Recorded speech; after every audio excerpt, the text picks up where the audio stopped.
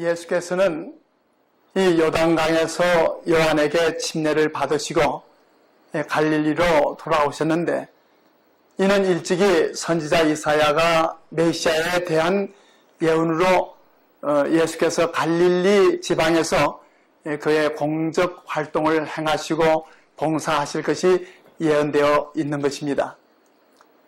이사야 9장 1절에 보면 이 요단 저편 이방의 갈릴리를 영화롭게 하시겠다고 예언하였고, 누가복음 4장 1절에는 예수께서 성령의 권능으로 이 갈릴리에 돌아가셨다고 했습니다. 예수께서 지상에서의 공적 생애를 시작하시면서 그분이 행하시는 첫 번째 이적을 이 갈릴리 가나의 혼인잔치에서 이 물을 포도즙으로 만드신 이적으로 행하셨습니다. 예수께서는 예루살렘의 종교 지도자들이나 정치 지도자들 앞에서 이 당신의 신성을 나타내시는 이적을 행하시지는 않으셨습니다. 예수께서는 갈릴리의 이 작은 마을에서 열린 어느 집안의 이 혼인잔치에서 이 그분의 능력을 행사하셨던 것입니다. 이것은 예수께서 인간들의 행복을 위해 봉사하신 사역의 첫 이적이었습니다. 나사렛에서 멀지 않은 이 작은 고을 갈릴리 가나에서 이 혼인 예식이 있었습니다. 양가는 요셉과 마리아의 친척들이었습니다. 그리하여 예수께서는 이 가족의 모임을 아시고 가나에 가셨는데, 여기에서 당신의 제자들과 함께 혼인잔치에 초대를 받았던 것입니다. 사도 요한은 이때의 일을 기록하기를 요한복음 2장 1절과 2절에 이 사흘 되던 날에 갈릴리 가나에 혼인이 있어 예수의 어머니도 거기 계시고 예수와 그 제자들도 혼인의 청함을 받았더니라고 했습니다. 이 본문의 내용을 통해 먼저 예수님과 모친 마리아의 관계가 이해되어져야 할 것입니다. 마리아는 이 가나의 혼인 예식에서 얼마 동안 떨어져 있었던 예수를 다시 만나게 됐습니다. 마리아는 예수께서 요단강에서 요한에게 침례 받으실 때 하늘에서 음성이 들리고 성령이 강림하셨다는 소식을 들었습니다. 이리하여 마리아는 침례 요한의 출생에 관계하여 주어진 이 예언의 말씀으로 누가복음 1장 76절과 77절에 이 아이여 네가 지극히 높으신 이의 선지자라 일컬음을 받고 주 앞에 앞서가서 그 길을 예비하여 주의 백성에게 그 죄 사함으로 말미암는 구원을 알게 하리라는 말씀을 기억하고 있었던 것입니다. 그리하여 예수와 침례 요한의 관계가 그의 소망을 새롭게 불붙여 주었던 것입니다. 마리아는 나사렛의 가정에서 천사가 선포했던 소리를 듣던 날로부터 예수가 메시아라는 모든 증거를 잊지 않고 있었습니다. 마리아는 30년간 그의 가정에서 친절하고 이기심 없는 예수의 생애를 보고 자기의 아들인 그가 하나님의 보내신 자라고 생각을 갖게 되었던 것입니다. 그렇지만 이 마리아의 마음에는 예수가 메시아라는 확신을 갖는 일에 여전히 의심과 실망이 남아 있었던 것입니다. 마리아는 예수를 통해 메시아의 영광이 속히 나타날 때를 고대해 왔던 것입니다. 그때 마리아는 예수의 탄생의 신비를 함께 알던 이 요셉과는 사별의 슬픔을 가지고 있었던 때였습니다. 이제 마리아에게는 자기의 소망과 두려움을 털어놓을 수 있는 사람은 한 사람도 없었습니다. 그런데 이 혼인잔치에서 친절하고 믿음직스러운 아들을 만나게 되었던 것입니다. 그러나 마리아는 이 예수의 모습이 전과 같지 않은 것을 보게 되었습니다.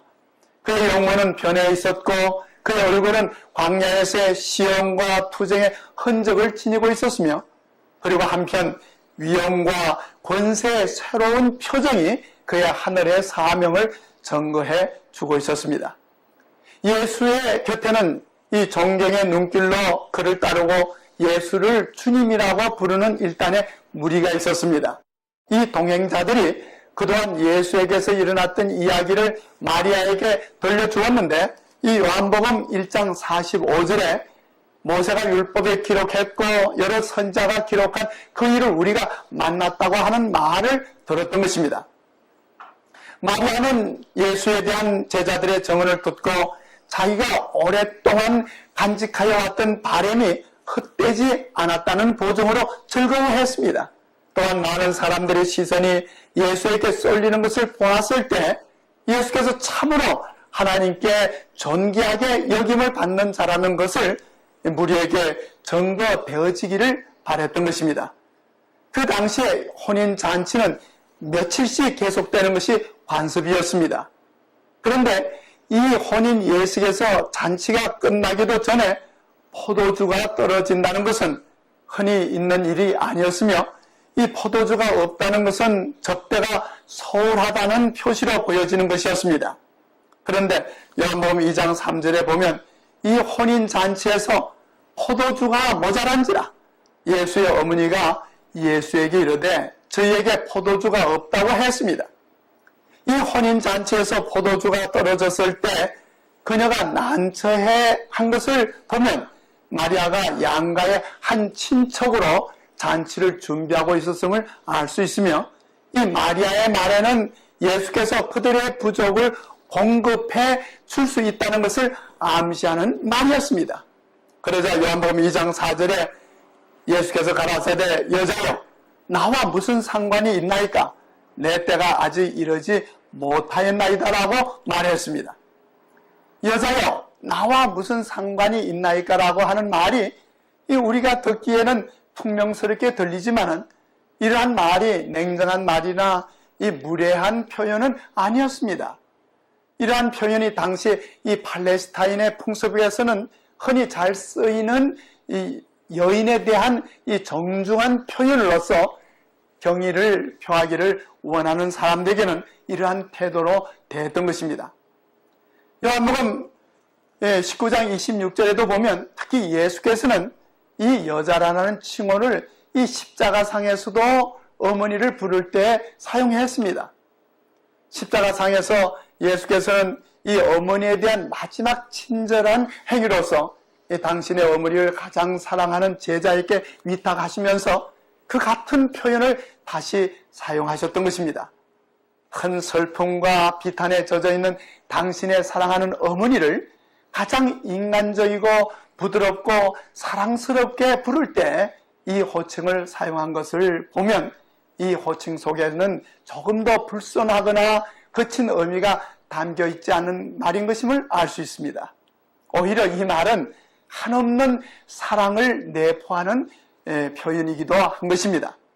그리고 출애굽기 20장 12절에 하나님께서는 계명을 말씀하시며 내 부모를 공경하라는 계명을 주신 분이 바로 이 예수 그리스도이셨고, 또 잠언 23장 25절에도 내 부모를 즐겁게 하며 너 낳은 어미를 기쁘게 하라는 교훈을 주신 분이 바로 예수 그리스도이셨습니다.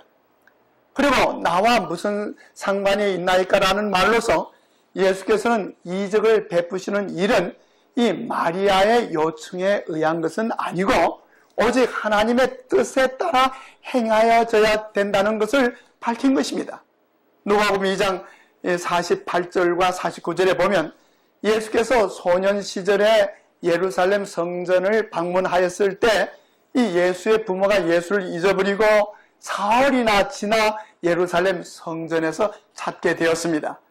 그때 마리아가 말하기를 아이야 어찌하여 우리에게 이렇게 하였느냐, 보라 내 아버지와 내가 근심하여 너를 찾아노라고 했습니다.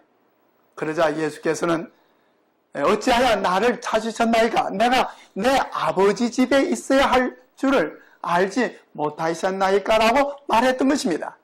이 말씀은 예수 그리스도의 전 생애와 봉사의 기조가 되는 말씀이었습니다. 모든 일, 곧 예수께서 성취하시기 위해 이 세상에 오신 위대한 구속 사업을 제쳐놓게 하는 그 어떠한 일도 용납되어져서는 안 된다는 것입니다. 마리아에게는 예수와 자기의 관계에 있어서 자기가 예수에 대한 특별한 요구와 어느 정도 그리스도의 사명에 있어서 지시할 수 있는 권리가 부여된 것으로 여길 위험이 있었던 것입니다. 예수께서는 30년 동안 이 마리아의 사랑스럽게 순종하는 아들이었으며 그의 사랑은 변치 않았습니다. 그러나 공생애가 시작되었으므로 예수께서는 이제 두루 다니시며 하늘 아버지의 사업을 행하셔야 했던 것입니다. 지극히 높으신 하늘 아버지의 아들이며 또 세상의 구주로서 어떤 세상적 인연관계가 그의 사명을 방해하거나 그의 행동에 영향을 끼쳐서는 안 된다는 것입니다. 예수께서는 하나님의 뜻을 행하시기 위해 자유롭게 되셔야 합니다. 이러한 교훈은 또한 우리를 위한 교훈이기도 합니다. 하나님의 요구는 인간관계 인연보다도 훨씬 높은 것입니다. 어떠한 이 세상의 매력도 하나님께서 우리에게 걷도록 명하시는 길에서 우리의 발을 이탈시키도록 해서는 안 되는 것입니다. 그리고 타락한 인류를 위한 구속의 유일한 길은 오직 예수로 말미암는 것입니다. 그러므로 마리아도 하나님의 어린 양 되시는 예수 그리스도를 통해서만 구원을 받을 수 있는 것입니다. 마리아 자신에게는 구원을 위한 아무런 공로도 없는 것입니다. 예수와 맺어진 이 마리아의 육신적 관계에 있어서 어떤 사람들과는 다른 어떤 영적 관계가 있는 것은 아닌 것입니다. 예수께서는 인자, 곧 사람의 아들로서 그리고 하나님의 아들로서의 이 마리아에 대한 자신의 관계를 명백히 구별하신 것입니다. 예수님과 육신의 어머니인 마리아의 사이에 맺어진 이 혈연 관계가 결코 마리아로 하여금 예수님과 동등한 지위에 놓을 수는 없는 것입니다. 그리고 마리아는 예수께 자신을 이 메시아로 드러내시고 이스라엘의 보좌에 앉으시기를 바라셨습니다. 그러나 예수께서는 내 때가 아직 이르지 못하였나이다 라고 말씀하시므로 지상생에서 행하시는 예수 그리스도의 모든 행위가 영세전부터 수립되어 있었던 이 구속의 계획을 성취하는 것이라는 사실을 나타내신 것입니다. 예수께서 지상에 오시기 전에 그 구속의 모든 내용의 완전한 계획이 그 앞에 제시되어 있었습니다. 그래야 예수께서는 사람들 가운데서 행하실 때 하늘 아버지의 뜻을 따라서 한 걸음 한 걸음씩 인도함을 받았던 것입니다. 요한복음 5장 36절에 예수께서는 아버지께서 내게 주사 이루게 하시는 역사, 곧 나야 하는 그 역사가 아버지께서 나를 보내신 것을 나를 위하여 전가하는 것이라고 하셨고, 요한복음 17장 4절에서는 아버지께서 내게 하라고 주신 일을 내가 이루어 아버지를 이 세상에서 영화롭게 하였다고 했습니다. 그리고 예수께서는 이 하나님의 경륜의 때를 결코 거슬려 행동하지 않으셨습니다. 요한복음 7장 6절과 8절에도 예수께서는 내 때는 아직 이르지 아니하였다. 나는 내 때가 아직 차지 못하였다고 말씀하시면서 행동하신 것을 볼 수 있으며, 이 마태복음 26장 18절에 보면 예수께서는 이 예루살렘 성에 제자들을 보내시면서 이르시기를 성한 아무에게 가서 이르되 선생님 말씀이 내 때가 가까웠으니 내 제자들과 함께 유월절을 내 집에서 지키겠다 하시더라 하라고 이르셨습니다. 예수께서는 그와 같이 하늘 아버지의 뜻에 순종하심으로 때가 올 때까지 기다려 행동하셨으며 또 정해진 때를 따라 행동하시는 것을 주저하시지 않으셨습니다.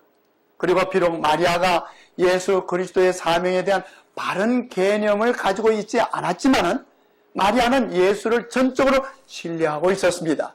예수께서는 이러한 믿음에 응답하시고자 하신 것입니다. 예수께서 가나의 혼인잔치에 행한 그의 첫 이적은 이러한 마리아의 믿음에 확신을 주고 당신을 따르는 첫 제자들의 믿음을 굳게 하시기 위함이었습니다. 그래야 요한복음 2장 5절로 7절에는 그 어머니가 하인들에게 이르되 너희에게 무슨 말씀을 하시든지 그대로 하라고 했고, 그게 유대인의 결례를 따라 두세 통 드는 돌 항아리 6이 놓였는지라. 예수께서 저희에게 이르시되 항아리에 물을 채우라 하신 적 아구까지 채웠다고 했습니다.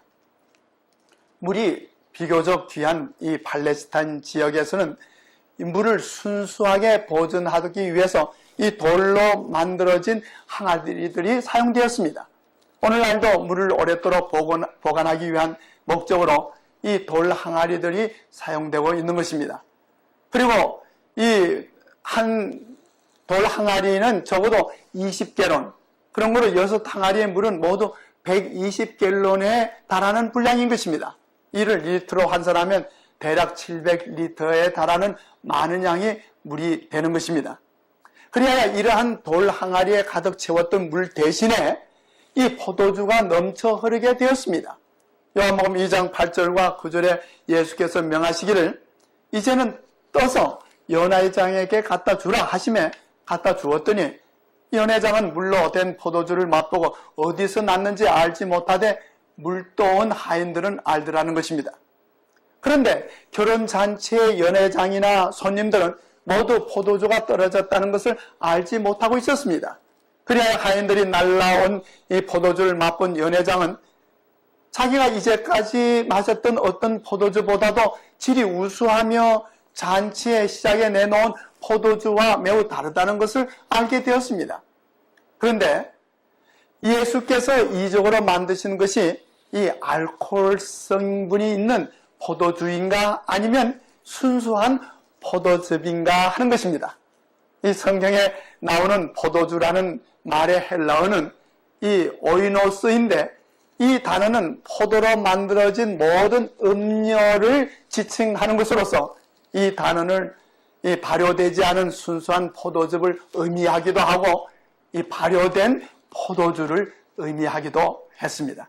그래서 이 단어가 이 포도주를 말하는 것이 될 수도 있고 포도즙이 될 수도 있는 것입니다. 그런데 성경에서는 이 포도즙이 하나님의 축복으로 상징되어 사용되었지만은 발효된, 다시 말해서 술이 되어버린 포도주는 극히 부정적인 용법으로 사용되어졌습니다. 잠언 20장 1절에 이 포도주는 거만케 하는 것이요 독주는 떠들게 하는 것이라 무릇 이에 미혹되는 자에게는 지혜가 없다고 하셨습니다. 잠언 23장 31절과 32절에서는 포도주는 붉고 잔에서 번쩍이며 순하게 내려가나니 너는 그것을 보지도 말지어다. 이것이 마침내 뱀같이 물 것이요 독사같이 쏠 것이라는 경고를 주신 분이 바로 예수 그리스도 자신이었습니다. 그러므로 예수께서 혼인잔치에 물로 이 순수한 포도즙을 만들어 주신 것을 알 수 있는 것입니다. 사단은 이성을 흐리게 하고 영적 지각을 마비시키는 이 포도주를 마시도록 유혹하지만은 예수 그리스도께서는 우리에게 이 저열한 본성을 정복하고 생명력을 주시고자 이 은혜를 베푸시는 것입니다. 요한복음 2장 9절과 10절에 이 연회장이 신랑을 불러 말하되 사람마다 먼저 좋은 포도주를 내고 취한 후에 낮은 것을 내거늘 그때는 지금까지 좋은 포도주를 두었도다라고 했습니다. 일반적으로 이 잔치를 배설하는 자는 이 손님들이 취하기 전에 감각이 가장 예민할 때는 최상의 포도주를 먼저 제공합니다. 그러나 취하여 감각이 둔하여진 후에는 좀 질이 떨어지는 포도주를 내놓는 것이 관례였습니다. 이와 같이 사람들이 가장 좋은 포도주를 먼저 내고 그 후에 나쁜 것을 주는 것과 같이 이 세상에 주는 것들은 처음에는 눈을 즐겁게 하고 감각을 황홀하게 하지만 나중에는 불만족하다는 것이 드러나게 되는 것입니다. 술과 포도주는 입에서는 단맛으로 마시게 되지만 그 결과가 쓴맛으로 변하게 되는 것과 같이 이 세상의 활락은 즐거움으로 시작되어 우울로 변하게 마련인 것입니다. 인생살이에서 노래와 활락으로 시작되었던 것들이 이 피곤과 실정으로 끝을 맺는 것들이 얼마나 허다합니까? 그러나 예수께서 마련하신 잔치는 항상 만족과 기쁨을 주는 것입니다. 예수께서 주시는 포도즙, 곧 이 축복은 언제나 신선하고 새로운 것이며 그리고 예수께서 주시는 선물은 항상 은혜스럽고 축복이 되는 것입니다. 또한 예수께서 혼인잔치에서 만들어주신 이 포도즙은 구원의 상징이 되는 것입니다. 포도즙은 세상의 죄를 위해 흘리신 예수의 피를 상징하는 것입니다. 마태복음 26장 27절 29절에 보면 예수께서는 최후의 만찬시에 제자들에게 포도즙 잔을 주시면서 이것은 죄의 사함을 얻게 하려고 많은 사람을 위하여 흘리는 바 나의 피 곧 언약의 피니라.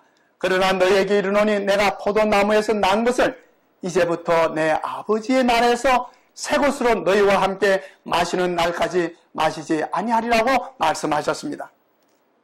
그러므로 이 포도즙은 우리를 구속하시고 마지막 날 구원하여 하늘나라로 데리고 가시겠다는 언약의 피를 상징하는 것입니다. 그리고 항아리들을 채운 물이 인간의 손에 의해 운반되었으나 그리스도의 능력으로 포도즙이 되었듯이 오늘날 사람들에 의해서 전해진 하나님의 말씀이 구원의 복음이 되는 것은 우리 주님의 능력인 것입니다. 그리고 물이 변하여 포도즙이 되었듯이 우리의 죄된 본성이 변하여 거룩한 성품을 이루게 되는 것도 주님의 능력으로 말미암는 것입니다. 또한 우리의 생애와 가정이 행복으로 이루어지는 것도 주님의 능력으로 되는 것입니다. 그리고 가나의 혼인잔치에서 예수님을 초청했으므로 부족했던 것을 좋은 것으로 채워주셨듯이 우리의 인생살이에서 주님을 모시고 함께 살아간다면 주님께서는 우리의 부족을 좋은 것으로 채워주실 것입니다. 다윗은 찬송하기를 여호와를 찾는 자는 모든 좋은 것에 부족함이 없다고 했습니다. 참으로 하나님께서는 사모하는 영혼을 만족케 하시고 주린 영혼에게 좋은 것으로 채워주실 것입니다. 우리 모두 예수 그리스도를 우리의 마음과 생에 모심으로 이러한 큰 축복과 은혜를 받게 되시기를 주님의 이름으로 축원합니다.